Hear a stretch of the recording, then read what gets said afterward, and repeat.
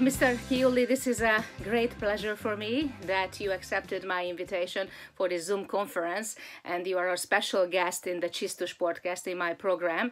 I'm really honored that we have a chance to talk to someone who should ask those questions that has real relevance to the global sports.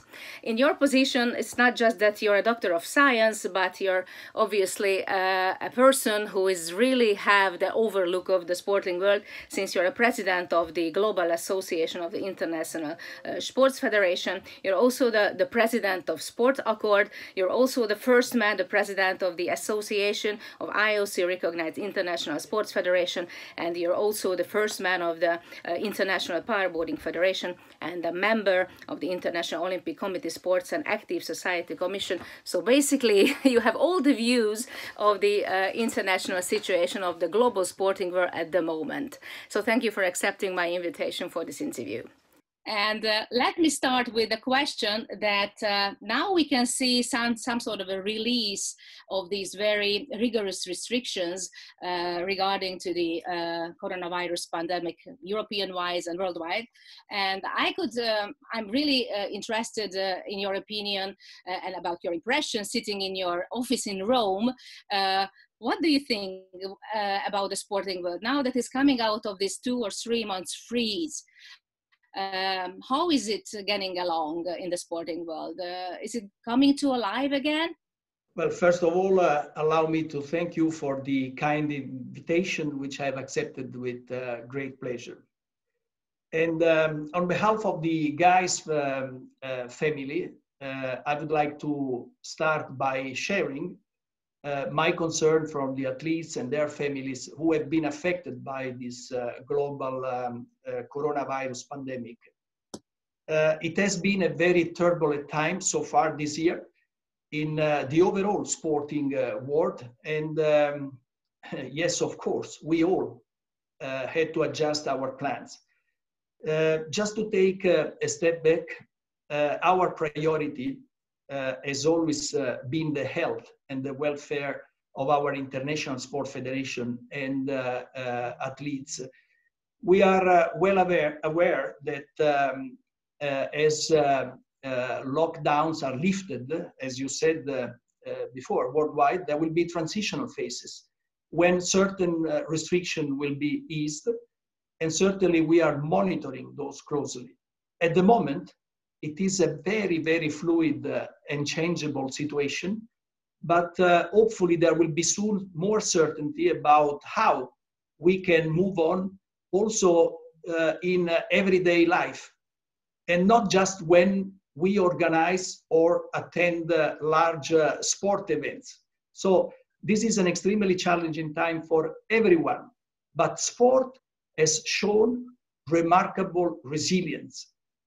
Athletes are still an inspirational example for all of us. In many cases, we've seen international federation demonstrate great imagination, great inspiration by creating innovative projects during the lockdown in full coordination, of course, with their athletes. For example, World Archery's virtual competition was a great demonstration of how sport can go online. But meanwhile, other international sport federations have created virtual competition where fans can also get involved, such as, for example, the International Chess Federation. They had a great initiative where have organized over 2,000 online tournaments for players, no matter their age, nationality, or level. It's beautiful to see all of this creativity come to the forefront during these very difficult times. And I'm sure sport has continued to inspire many. Now, I would like to focus on one specific point. This pandemic has accelerated the work of our members on e-sport. And I think this is something we continue to work on together. And we encourage them to keep finding new ways of drawing people into sport. We've seen that with competitive and professional sport, it's not a question of whether they survive. Clearly, they have survived. We have already seen this with national leagues, such as the Bundesliga, which returned just a few weeks ago. In other countries, leagues in a variety of sport are also making their own plans for the safe return to sport. So when you mention the damage, so in the longer term, I would say that it's too early to say, but I believe that sport is resilient and will continue to do all that it can to keep people in good shape and in good spirit. We have seen how sport is embedded in communities across the globe and how it brings people together. So I'm sure sport will play a vital role in steering the recovery of the world. And in the meantime, GAISF is working alongside with the IOC and all our members to help mitigate any damage. And we will do everything we can in our capacity of umbrella organization of this 125 member federation and organization. Well, I suppose from what you have been telling to me that obviously the online communities have been strengthening up because of the communication obviously on the online space has been growing. But in the meantime, it is also important in the sporting world what is going to happen to the fans. Obviously, we have now phases in the competitions and in the leagues and the championships when they open up, but most of them obviously without spectators. So it's a good and a very important question. What is going to happen in the long run with the spectators, the fans? What do you think? How can the sporting world survive from that point of view, that for a long time they probably they won't have the revenue of coming from the ticket selling, also from the merchandising? And it's also in general, I'm wondering, do you think that the sporting world will lose fans forever because of this pandemic? Ultimately, this transition will be decided by local political leaders and public health authorities, not sport. We must be aware that sport events do not exist in isolation, and mindful of the fact that the current situation is not uniform across all countries. We have also to consider that international travel arrangements are currently in a state, allow me to call it fluidity. So we are monitoring this situation very closely. But having said this in general terms, there will be need to be various levels of social distancing and risk mitigation measures put in place at all events in the foreseeable future. So we have to be clear with that. And we have already seen this in our everyday lives, as I'm sure for you, just as it is for me here in Rome. Our world has not yet returned what we knew before the pandemic. But at the same time, we've already seen that the different size of events are being planned in different places. In the Czech Republic, for example, the National Athletics Federation earlier announced a series of micro meetings beginning in June for its athletes. This meeting will be limited to just 50 people, with a further 100 events for younger athletes arranged across the country.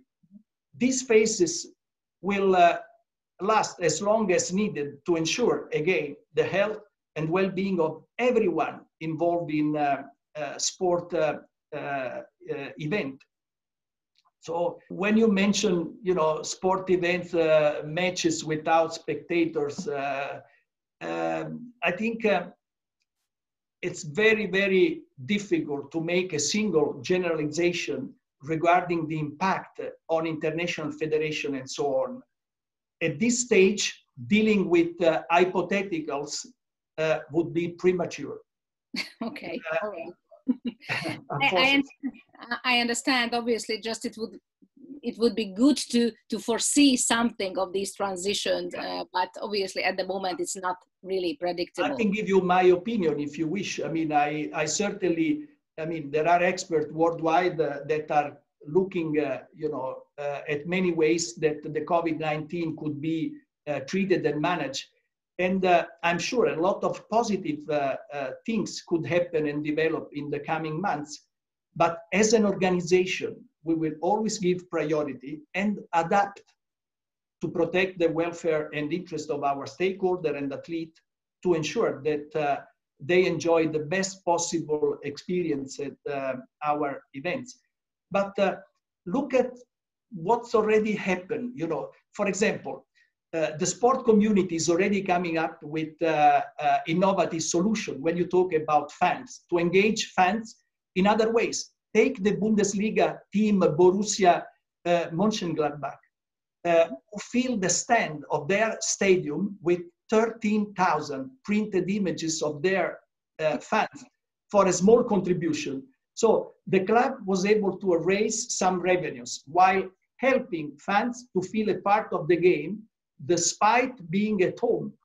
So this solution helped to engage fans, the fans that you mentioned, in whole new ways. So many of them will probably have long-term benefit for sport organization. And even when we will return to some sort of normality, we may see a lasting positive impact of the way we experience sport. So I would like just to conclude by saying that honestly, I do not believe that sport will lose fans because of this. In fact, if anything, this will help sport gain more fans and inspire people around the world, especially as our society focuses on things that matter. I feel that we have all realized, specifically in this situation, how special sport is to us. Absolutely. And I'm very happy that you're so positive about the capability of sport of surviving a situation like that, and also maybe unifying people even more than fans after this situation. As you have mentioned already, the revenue, I think this is a very important question that we must talk about, especially because as we talk about basically the revenue of the sporting world, it stands on three main pillars. One of them has been already mentioned, is about the ticket sales. One of them already, which we have to talk about, obviously the sponsorship. And the third one is about the TV rights and the rights basically coming from the broadcasting companies. I'm not saying it myself, but there are experts worldwide who predict a very big loss in that kind of income, that kind of revenue. Let me just quote this internationally well-known company who are experts, and they basically predict that probably two circles that I'm talking about, they predict about 37% of loss in the incoming revenue coming from the TV rights, from the broadcasting world, which is a huge amount of money. Probably about 16 billion euro is going to be missing from the system this year compared to the previous year. And this is just one pillar that we are talking about. So I think that one of the biggest questions that sporting world has to face to is probably the lack of revenue from this situation because of this freeze of the sporting world. And what do you think the solution might be, and where it would be coming from the IOC or from new sponsors, or what could be the solution for this very, very difficult period? A lot of what has been mentioned refers to professional leagues, and therefore it is not in GAISF sport of, let's say, scope of work. Okay. That being said, GAISF is doing everything possible to help provide financial security for our members. In the case of the International Federation, it has been fantastic to see the effort of the International Olympic Committee, the Swiss Confederation, and other authorities in helping to support them during these very challenging times. Let me say that I've seen several examples of some of the incredible initiatives and projects that International Federation have created during this time to keep fans entertained and engaged. And also it's very encouraging to see that our community is united behind the common goal of utilizing the power of sport as a symbol of positivity, hope, and unity. So the international sport community together is reacting in a very fast and very effective way to compensate, let's say, this lack of revenues deriving from the crisis you mentioned. And I'm very, very happy that we are working together to ensure that sport will come out stronger than before.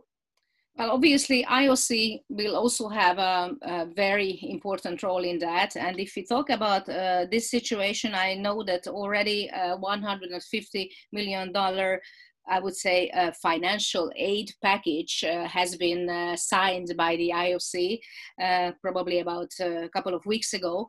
I don't know, I'm not able to tell whether this amount of money could be like just a short financial aid, or can it last for long?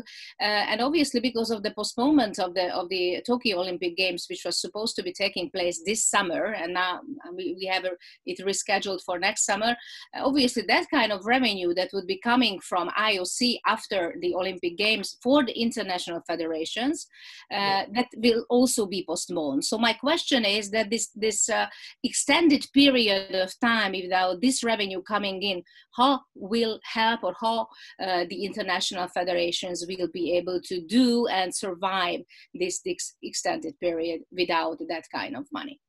So about the postponement of Tokyo, certainly the people with the most direct connection with the International Federation connected, let's say, to the Tokyo Games are the IOC and the ASOIF, which is the Association of the Summer Olympic Sport.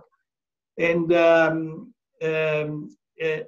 are dealing with these issues. But certainly we as GAISF, as the United Voice of Sport, are happy to be part of the process and certainly help to protect the interest of our international, let's say, federation. When you mention this aid package, which has been created by the IOC to help the Olympic movement, certainly they would be in a much better position, let's say, to answer this question. But of course, we are part of this discussion, and we are seeking to help our members in any way that we can. Allow me to say that many sport federations, many of our IFs, had to reshape their calendars, and the absence of planning security due to the uncertainty of the point in time when, let's say, unrestricted or unconditioned trans-border movement will be authorized again, is one of the biggest headaches to deal with. In the case of most, if not all sport federations, the prolonged absence of activities certainly had a very strong impact on their financial balance. But they've immediately reacted and adopted the corrective measure to minimize the damage. And I can't emphasize enough the importance of certain governmental support.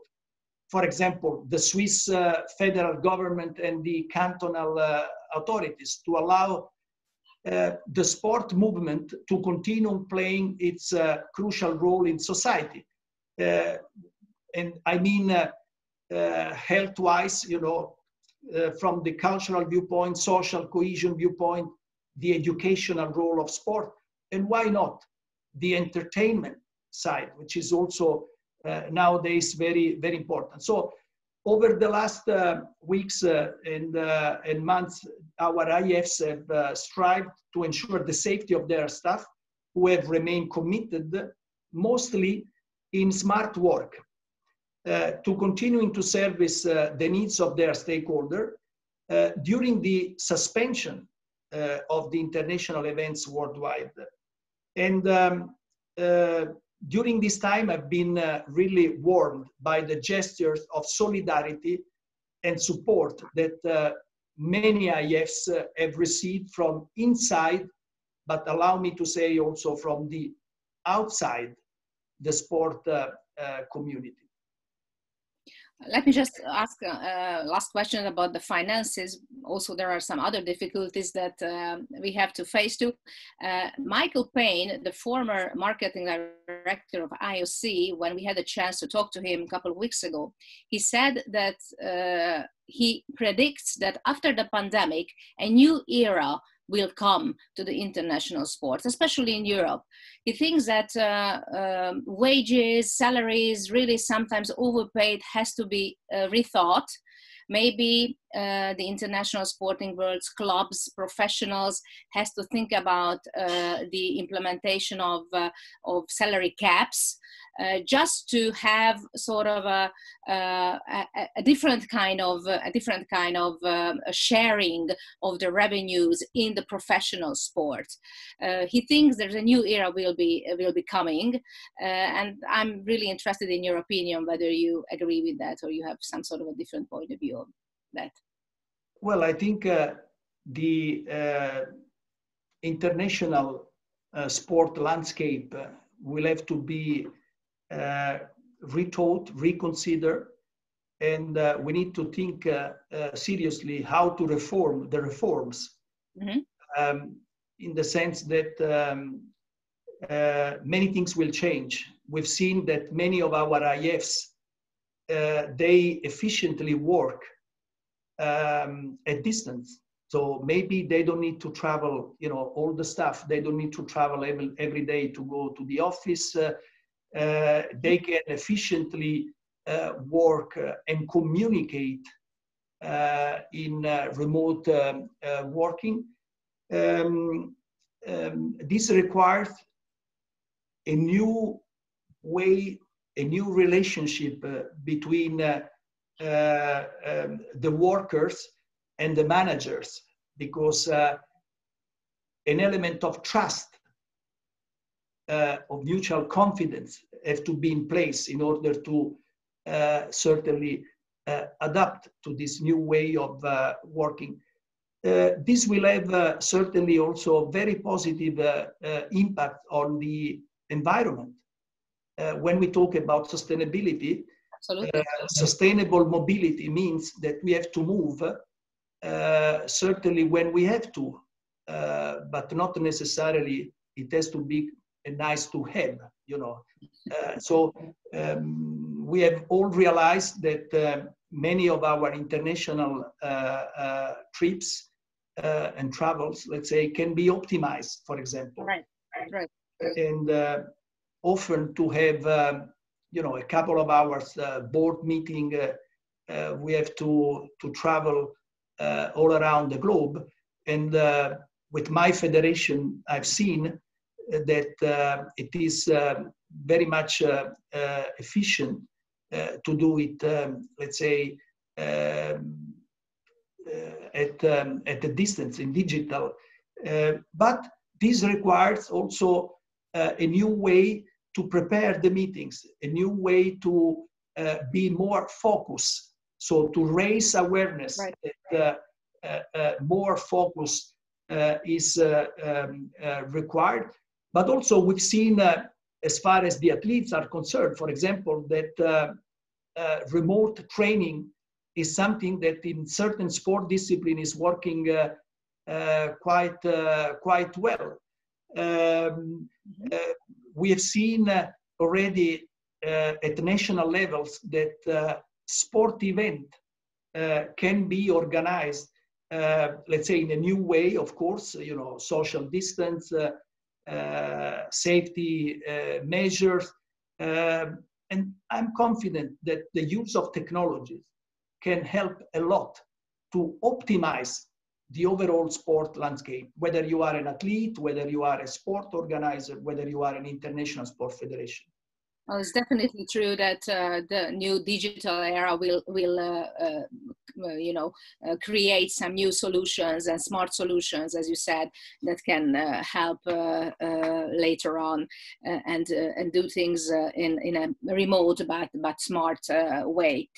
There is another difficulty that the sporting world has to face, besides the finances and the lack of finances, obviously, is calendar for next year that is going to be very crowded. Obviously, a lot of events, not just the Olympic Games, has been postponed. Some of them, are not even known when it's going to be organized, what point in time. Some of them already has the place in the next year's calendar. But what I'm wondering, and also this must be a very difficult organizational work, and it, I think, takes a lot of time and smart talkings, how to reorganize the schedule for next year or for even this fall, and also how to reorganize the whole year calendar. And what I'm wondering is whether there are going to be events that basically are going to be falling out of this international calendar because of the crowdness of the next year's calendar, or can you find a place of each important event, especially because of the organizers and the fans' point of view, which would be very important? Well, this is a key topic. So, sport calendar. There is an ongoing process and open discussion among all the key stakeholders to ensure that the global sport calendar remains as harmonious as possible. And this has been working very well as International Federation continue to reschedule events in light of the current situation. From big events to small events, everyone has been considered of each other's needs when deciding on new dates for events, and respectful of the athletes, of course, we are working to serve. To give you some example, the International Swimming Federation, FINA, the International Volleyball Federation, the FIVB, and the World Athletics, they have all moved prestigious World Championship events to 2022 in view of the updated, let's say, sport calendar we were talking before.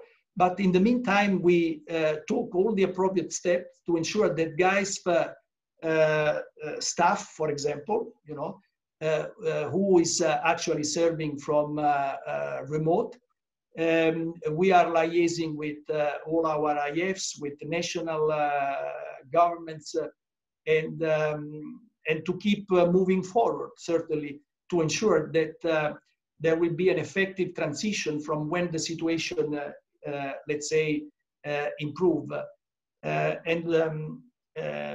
Needless to say that we have to adhere to the recommendation of the World Health Organization and to observe when we plan for the new calendar, governmental instructions, but certainly we will spare no effort to respect all measures that are being put in place by the authorities to avoid the resurge of the epidemic, which none of us really is wishing to have.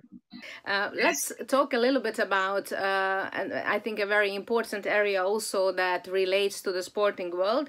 This is basically an area which is probably one of the biggest victims of the effects of the worldwide pandemic. This is tourism, and tourism related to sport, which I think has been a very strong area in many countries, like in Hungary as well.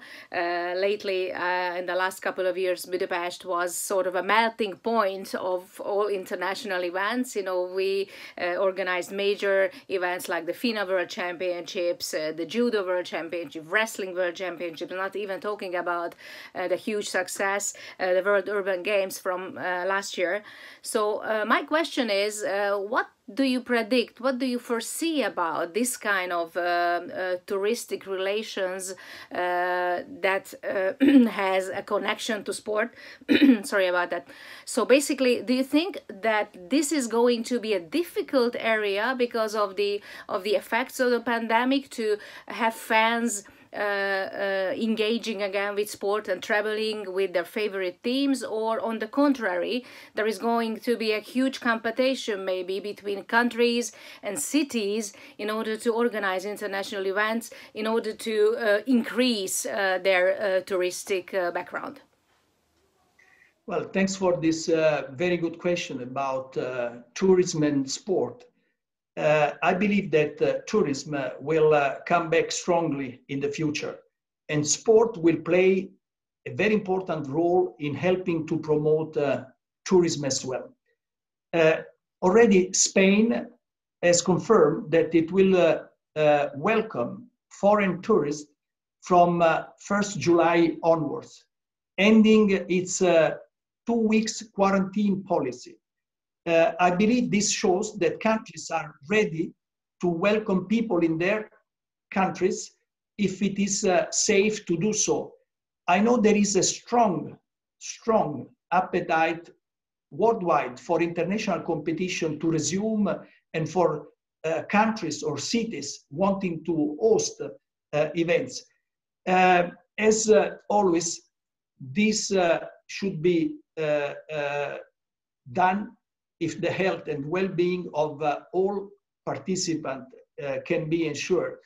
So I'm a believer in looking at the positives in this situation, and I feel that the positive impact this situation has had on our environment should continue to be considered. So hopefully organizations will continue to think carefully about how to reduce their global environmental footprint to protect our planet and its environment. And we see many of our members moving to online meetings, and I think many of these meetings will continue to take place online from for some time to come. So tourism, I think, will certainly benefit from all the positive things that the added value that sport can bring. I'm very positive about that. Well, it's very important that you're so optimistic in all these views of the difficulties of the sporting world. But allow me to be a little more specific about my beloved capital, Budapest, especially because Budapest has been, I think, not just a fantastic melting point of the international sporting events, but a fantastic rendezvous place. Let's say that, and also in the same time, Budapest had and has the ambition to become sort of a center of international sport world and sporting events, as you could see from last year's event. So what do you think about how difficult or easy will be to get back to the same stage for a city like this? And can we get back to the same stage as all? Is there a chance for that? Based on my own personal experience, Budapest is an exceptionally capable sport event host. I like Budapest, I like Hungary. And I have absolutely no doubt that in the future, more incredible events, both large and small, will be hosted in this beautiful, lovely city of Budapest. Last September, Budapest hosted the inaugural World Urban Games, with several competition sport, showcase sport, demonstration sport. And we have been able to put together the world of sport, the world of music, the world of art. And the World Urban Games Park was transformed, I will never forget that, into a celebration of active urban culture. During this 3 days event, we had more than 50,000 people filling the park to watch some of the best world urban athletes. And young people, but also adults, take advantage of our practice areas, providing opportunity for the general public to try new activities. This was a wonderful occasion. So we had more than 800 children from local school having the opportunity to try out the new sporting activities under the guidance of these top-level athletes.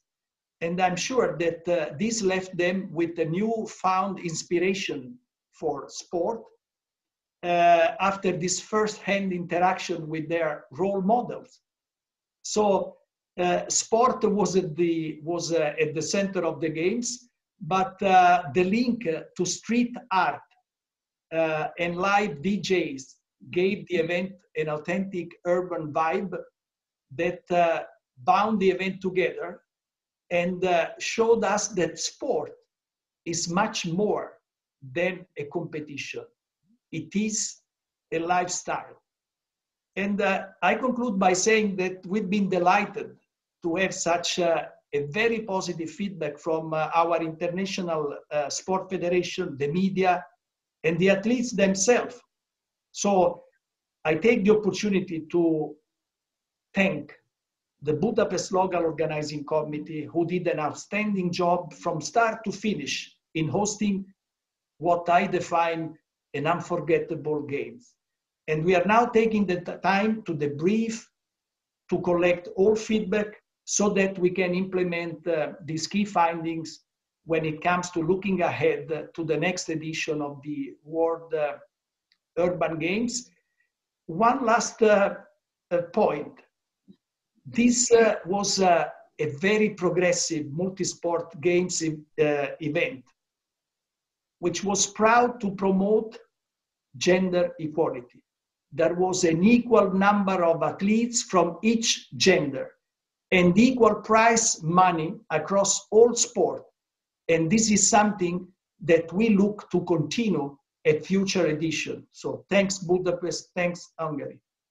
Thank you so much. And it's very interesting. Some people say that basically the World Urban Games is a new face of the Olympic Games, a modern face, a modern look of the modern era Olympic Games. I don't know if you share that kind of opinion, but if it was such a success, then obviously there's a huge big question about continuing this event. And I know there was a sort of a anticipation of having Budapest again to be the host for next year. I don't know if there is any kind of further decision in that regard. Well, in light of the current situation, discussion regarding next year's World Urban Games are currently on hold. As soon as the situation allows, we will continue this discussion and see how things progress. Of course, we are having conversation with Budapest, and certainly if we will have the opportunity to go back, me personally, but I'm sure also the overall sport landscape will be very, very happy to go back to Budapest. That would be fantastic, and we would be more than happy to welcome you again in this city. So, Mr. President, thank you for your time, and I'm very glad that we could talk about difficult topics, and I'm even more glad that all these difficult topics was approached by you from a very optimistic point of view, which I think is very important, because this can give sort of an optimistic outlook for the sporting world and the international federations as well, and also the national federations, who basically get their sources of information from the international federations. So I think this is fantastic, and hopefully in the next time soon, when we'll have a chance again to talk, the situation will be even more promising. Let's cross fingers. Thank you so much for hosting me. Thank you so much. Thank you. And all the best for you. Take care.